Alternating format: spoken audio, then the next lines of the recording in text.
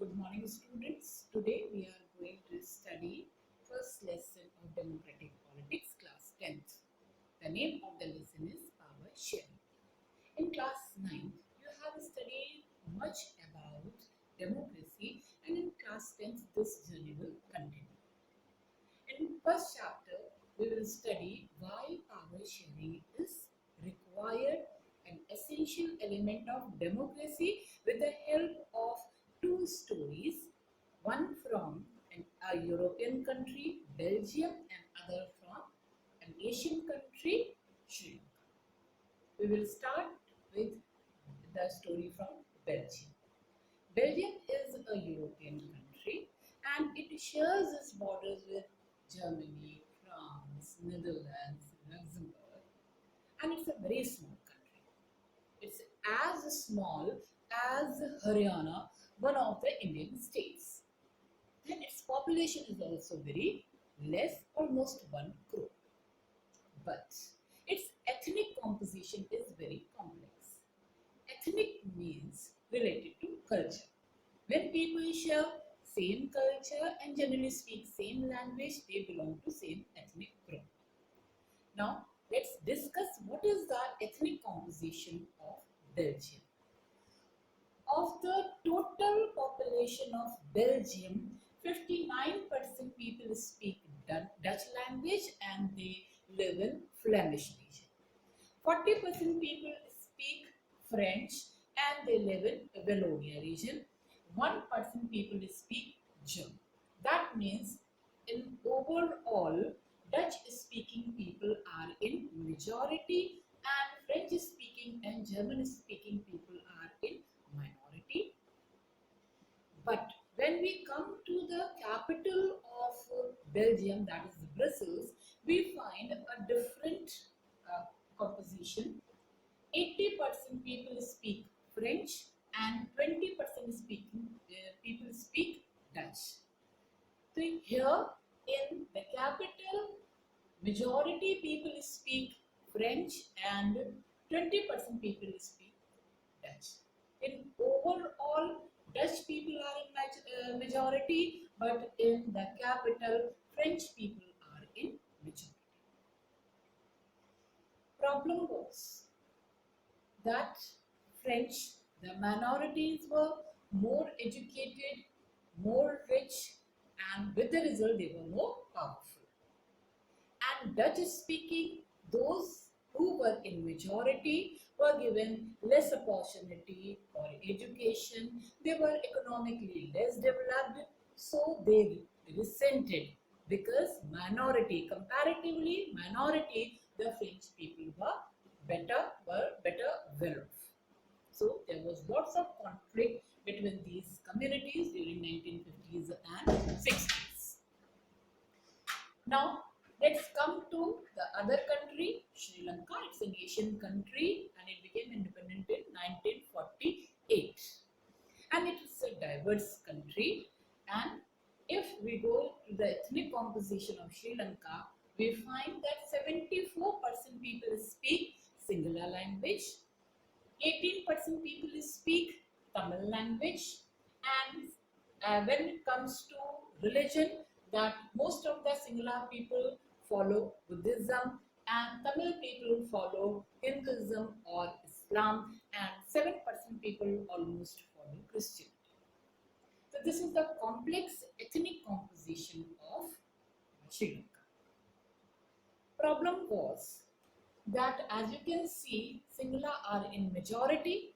They wanted to establish their supremacy and they wanted to follow the politics of majoritarianism.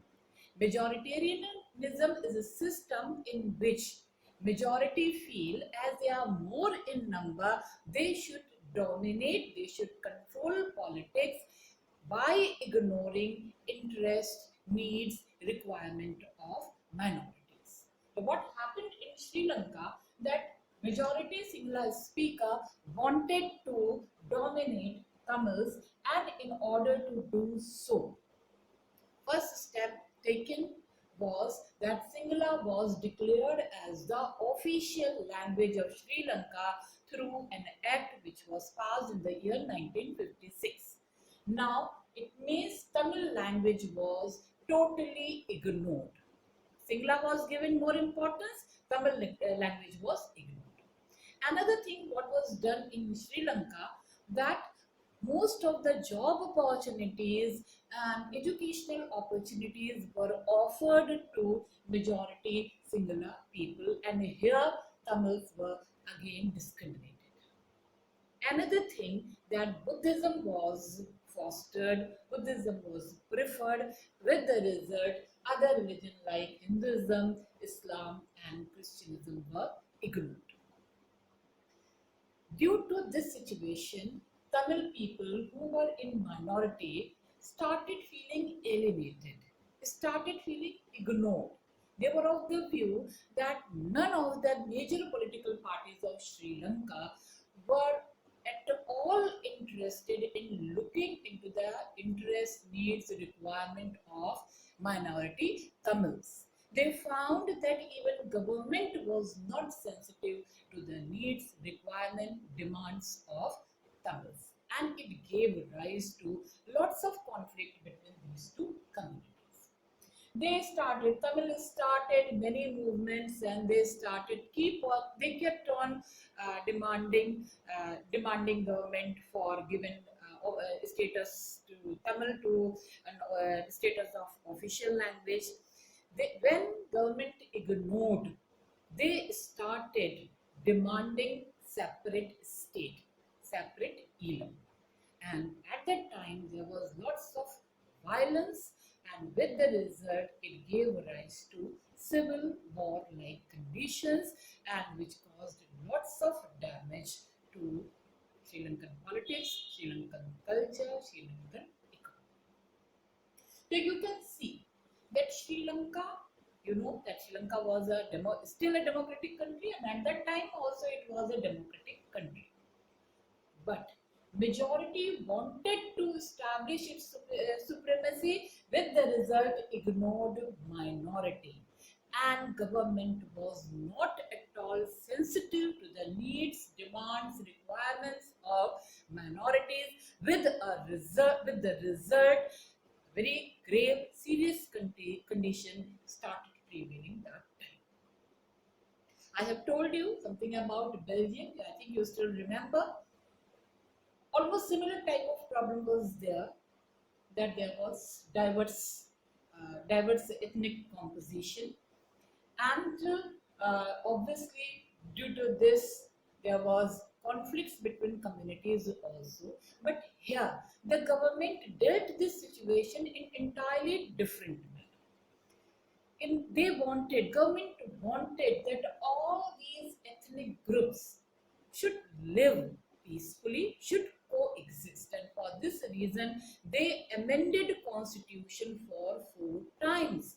Here you can see the intention of government. Intention of government was not to establish majoritarianism. They wanted that all the communities, be it Dutch, be French, or be German, they should coexist peacefully. And for this reason, first constructive step was taken by the government to amend the constitution, and for this reason they amended it 4 times. First provision the constitution prescribed was that in central government, in central government, the number of Dutch ministers and the number of French ministers would be equal. That means both the communities, both Dutch speaking and French speaking communities were given equal representation, so that no decision can be taken unilaterally at central. Another step taken by the government, and they amended constitution, and they included in the constitution that more powers will be given to state government, so that they won't work as subordinate or central government. Third important thing done was that even in Brussels, Brussels is the capital of Belgium, and here separate government was there.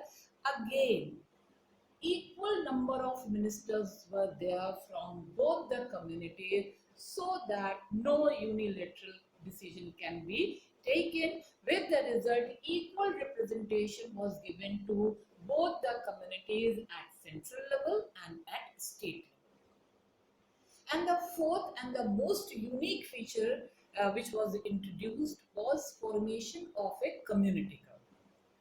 Community government, the role of community government is to decide issues related to culture, language and education. And this is a unique feature of Belgium. Now you can see the approach of Belgian government. They wanted that there should be peace, there should be no conflict between majority and minority. So they shared power between Dutch speaking, French speaking. That means there was power sharing between communities. While in case of Sri Lanka, you have seen that government was not ready to share power with minority. They wanted to establish the supremacy of Sinhala, and all the time they kept on introducing provisions which were in favor of Sinhalas and which were against the minority Tamils.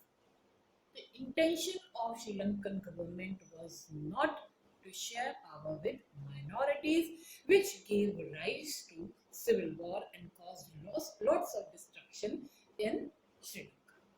Now you can see that both the countries were democratic, but the approach of government in both the countries were entirely different.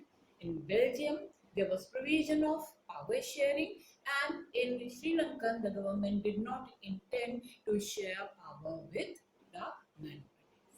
So now we can conclude that why power sharing is required. The first reason is prudential reason, wise reason for power sharing. What does it mean? That when we share power with communities, when we share power with groups, when we share power with the organs, people, groups, communities feel satisfied and they don't intend to indulge themselves in any type of conflict, in any type of differences, or in any type of violence. When this situation prevails, there will be no possibility of violence, and if there is no possibility of violence, there would be political stability. So when power is shared, it establishes a stable government. And when government is stable, country develops, and when country develops, with the result, democracy becomes successful. It's very easy. I want to remind you, it's very easy solution that to impose the will of majority. It's very easy to establish the tyranny of majority. But later on, results and consequences are very bad, as we can see in case of Sri Lanka. So first reason for power sharing we have discussed, that it is a prudential reason, that power should be shared between social groups, between organs, among communities, so that they feel satisfied, and if power is shared, there is more stability, there are more peace, and the result country develops and there are lesser number of conflicts. Another reason for power sharing is that to uh, establish principle of the important principle of democracy, that people should be consulted. People should participate in the functioning of government. This is the most important principle of democracy. That earlier there used to be direct democracies, with the result people used to directly involve in forming rules, regulation, laws, and that way they were directly participating in the formations of laws, rules, etc. But now we have representative democracy. So we elect our representatives and we send them to take decision on a part. So that is an essential requirement, essential principle of democracy, that people should be consulted, people should participate, and people should be stakeholders. And if they are not, then democracy will not function in its true sense. So that way we can conclude that there are two main reasons for power sharing. One is prudential reason, is to establish peace where people can coexist. Another reason is prudential reason. Another reason is moral reason. Moral reason means it is the basic principle of democracy that people should be consulted, people should participate, and people should be stakeholders. So let's revise what all we have studied today. First thing, we studied the case of Belgium. Belgium, there is lots of ethnic complexity. Ethnic complexity means that in overall country, Dutch-speaking people are in majority, while French-speaking people are in minority, and in capital Brussels, 80% people speak French language and 20% people speak Dutch language. That way, this complexity you can see. In Sri Lanka, again we see that there is lots of ethnic diversity. 74% people speak Sinhala, 18% people speak Tamil, and when we see the religion, Sinhala, most of the Sinhala follow Buddhism, and Tamil follow Hinduism or Islam, and 7% people follow Christianity.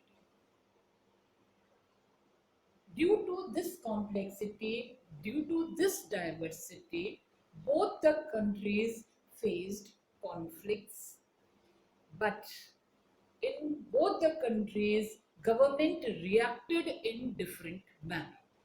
In case of Sri Lanka, government did not pay attention to the needs, requirements, demands of minority Tamil people, which gave rise to civil war and lots of destruction and damage.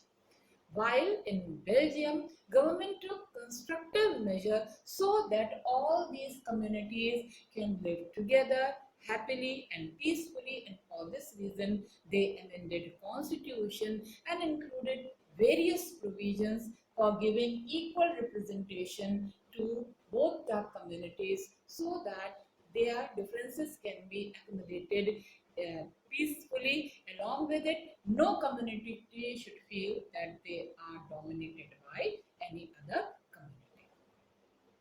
So this is the difference in approach of both the government.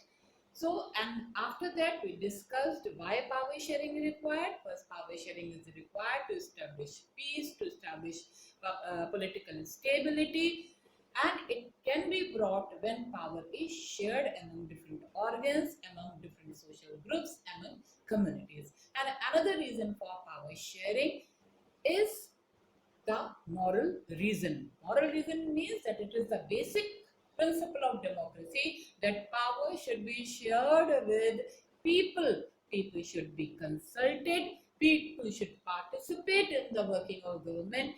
Along with it, people should be stakeholders. That's all for today. We will meet again. Thank you.